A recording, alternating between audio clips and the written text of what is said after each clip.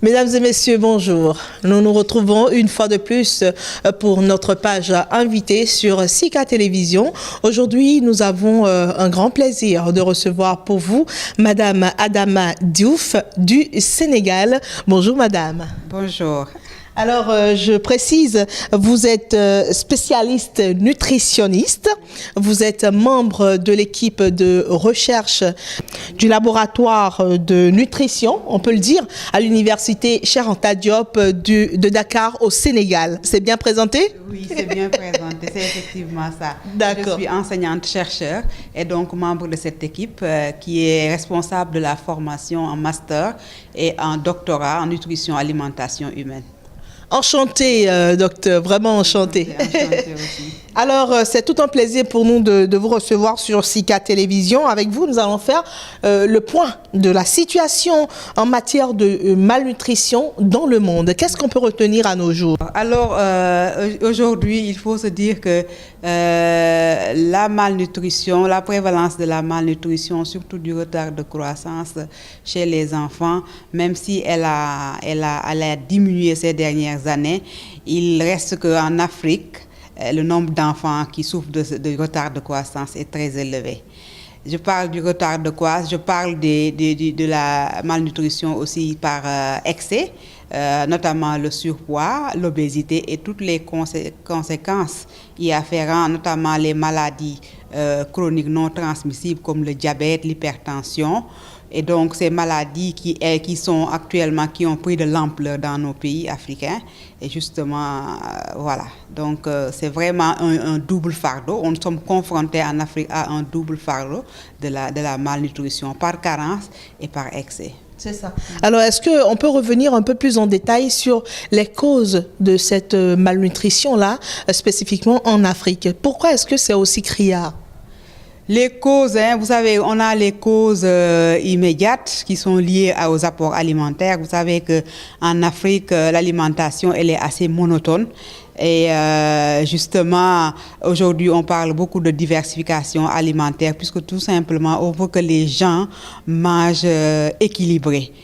Qu'il y ait une diversification dans l'alimentation des populations. Mais ce n'est pas toujours facile parce que quand vous savez que les habitudes sont très ancrées et culturellement, et donc il est très difficile de faire changer de comportement aux populations.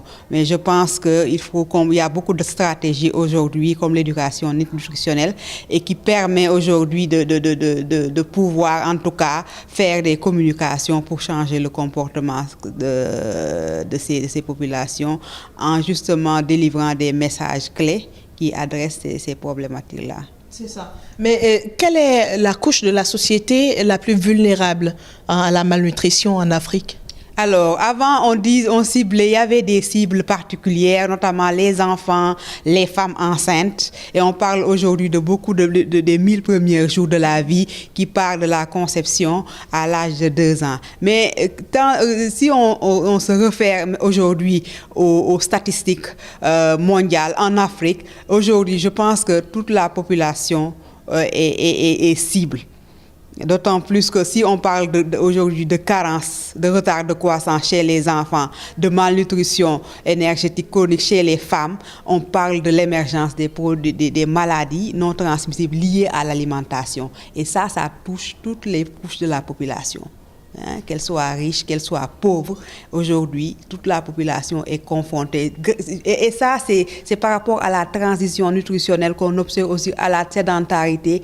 Vous savez, les gens ne font pas beaucoup d'activités physiques et les gens mangent beaucoup de gras, beaucoup de sel, beaucoup de sucre.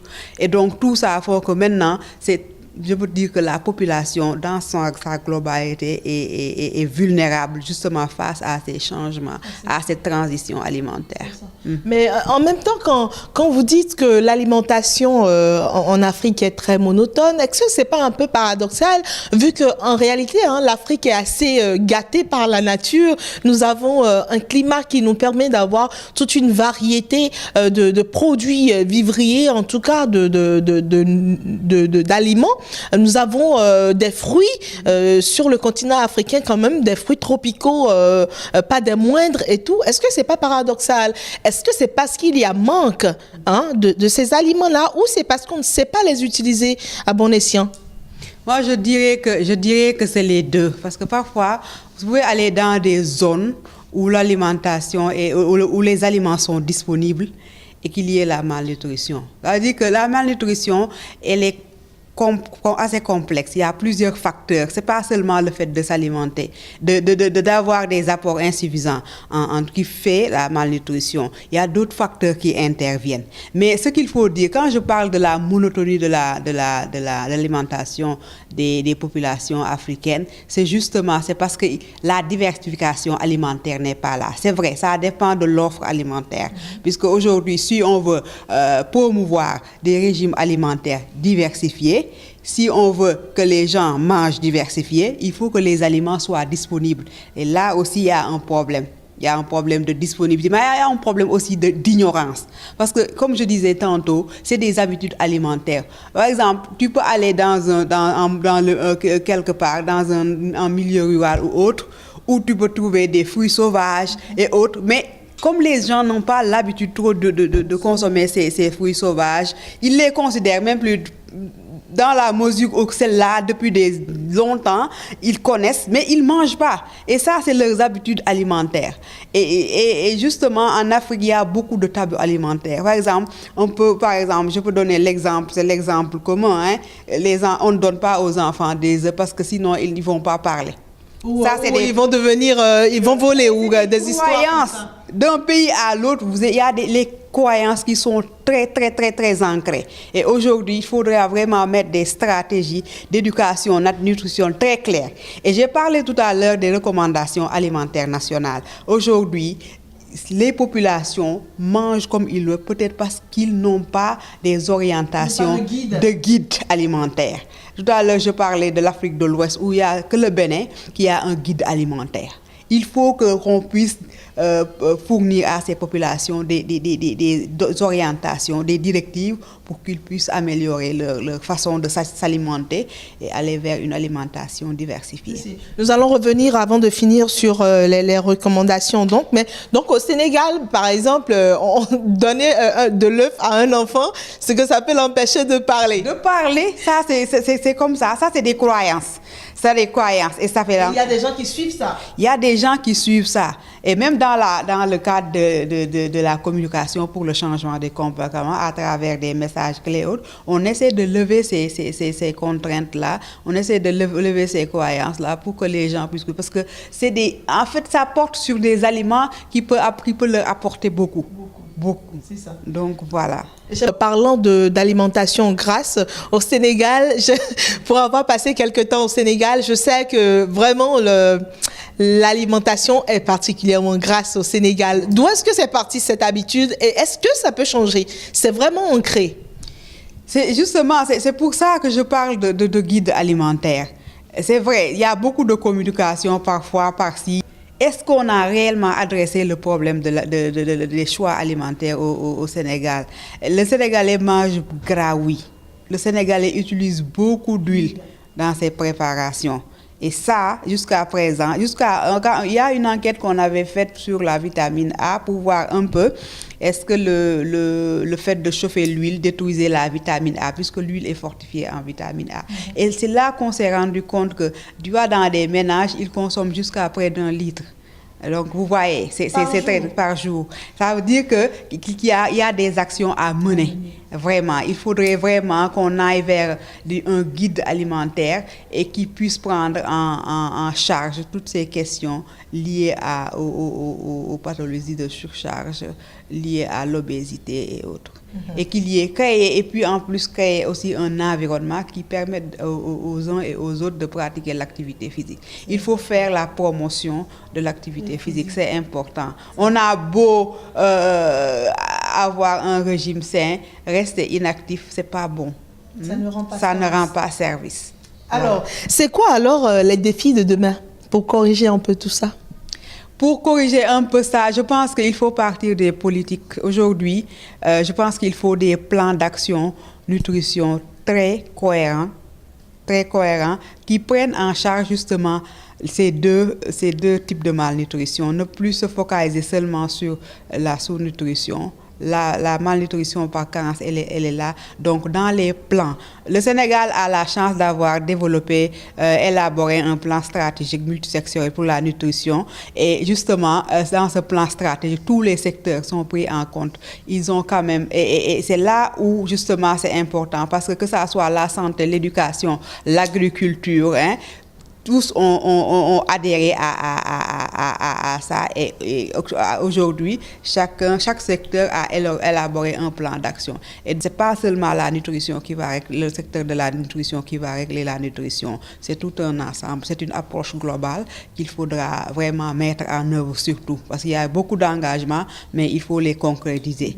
Il faut vraiment les concrétiser pour espérer atteindre les cibles de l'Assemblée mondiale de la santé. Il y a aussi un défi de la nutrition de plus en plus. Il y a un peu une confusion entre nutritionnistes, diététiciens. C'est tout un mélange parce que les gens sont à la recherche de garder la ligne ou de diminuer de poids et tout.